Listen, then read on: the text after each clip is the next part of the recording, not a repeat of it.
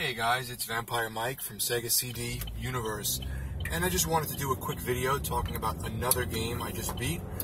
It seems like lately I'm able to beat a few more games than usual because on the weekends I'll take a couple hours to myself and play a game here and there and eventually whittle it down. So this last one was Star Fox Zero. So usually I'll hold up the case and show you the box, but obviously I'm in the car, so I'm not going to do that. This game caught a lot of heat on the Wii U. Only on the Wii U. It caught a lot of heat because people said they hated the motion controls. So initially it took me a little time getting used to them. The best way I can kind of put it is on the screen you see where the ship is going. So you'll move your analog sticks to move the ship, but it feels sort of stilted in a way. And then on your gamepad, you'll see a cockpit view of your reticle and where you're shooting. So you can play this game either one player or two player. I didn't get Beth to play second player with me because it just didn't look like something she'd like, and I knew the game wasn't that long. It's like about a 4 to 5, 6 hour game at most. So you move the gamepad, because it has motion controls, to move the reticle on the screen where you want to shoot. That's where the problem comes in.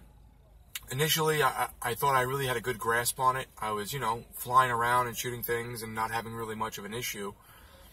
It becomes an issue when you are doing like an open mode or free range mode or whatever you want to call it.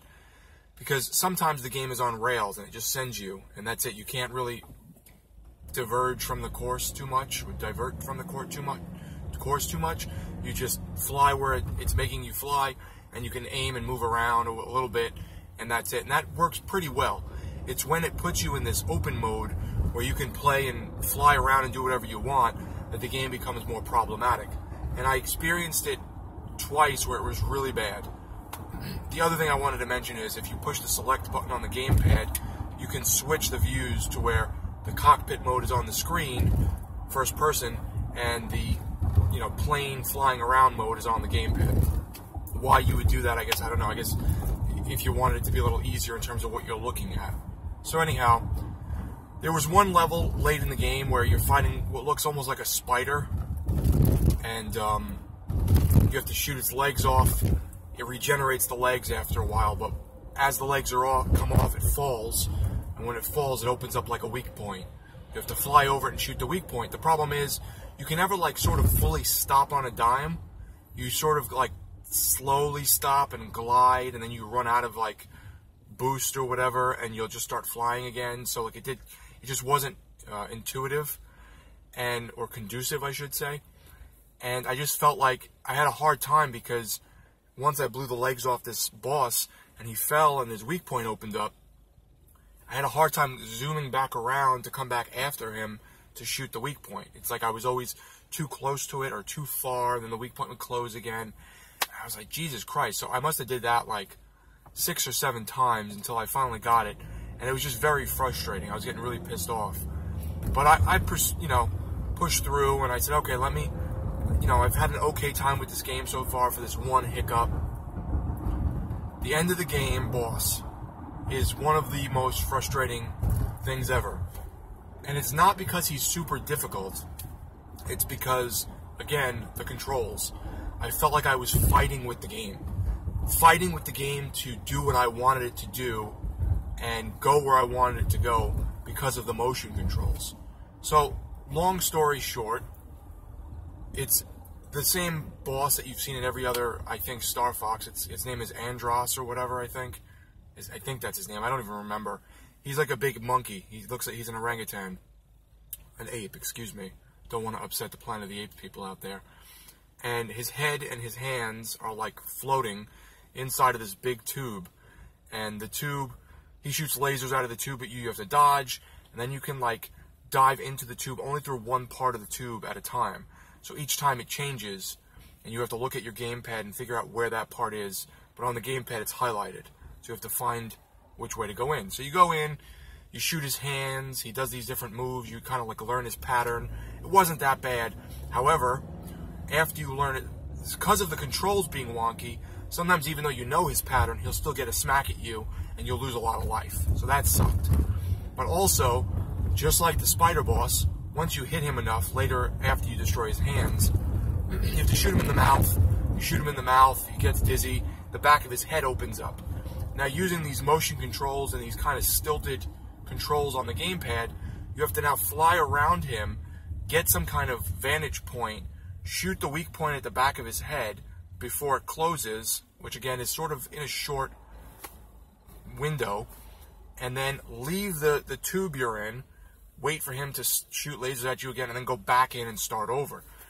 I had so much trouble with this because either he would like catch me off guard and like hurt me a lot, and I'd go to leave the tube, and then he'd start shooting lasers and he'd kill me, or his weak point would open up and I'd shoot at it a few times, but I would never do enough damage because it was such a tight, close quarters that using the motion controls to try and zip around him and like make my turn and then sit there and shoot the back of his head just wasn't happening.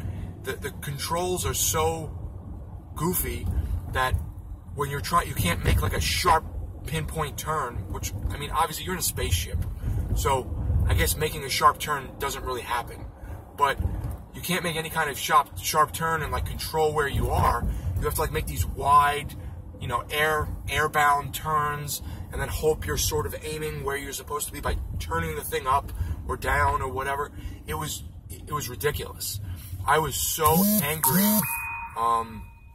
Probably almost as angry as I was at Mighty Number 9. That game had, you know, issues in terms of its frames, its frame rate, and its difficulty. This game had issues in terms of its controls, definitely. So when I was in Maine with Beth, she picked that game up for me at a used video game movie store called like Bull Moose or Blue Moose. I think it was Blue Moose. Really cool store. They had mispriced the game. The game was still like $50 or $60 at the time. They had it for $6. It was just listed as like a generic Wii U game. It didn't have a wow, what the hell's this guy doing? It didn't have a the right sticker on it. So anyhow, for $6, it was worth it. But my God, is the game frustrating. If you go into this game expecting to have like a breezy, easy time, it's not. Which is kind of sad because the game is, you know, it looks pretty good. It sounds pretty good. It's got an old school Star Fox look and feel to it. It doesn't do anything out of the ordinary that you'd say like, oh my God, this is such a departure from the series. It's very similar, besides the motion controls. If they gave you the option to not use the motion controls, the game would be 100 times better. So, if I had to give it a score, normally I would say it's a 7, but because of the motion controls, it's about a 5. Because it really takes it down a few pegs because of that. If you're a huge Star Fox fan, you could find it cheap. Maybe check it out, but it's got some faults with those controls, boy. And I thought it sucks because just when I thought, oh, I have the hang of this, totally beats the shit out of me. So that's my opinion on Star Fox now that I've beaten it. Star Fox Zero on the Wii U. Thanks, guys, for watching. It's Vampire Mike from Sega CD Universe. Be good.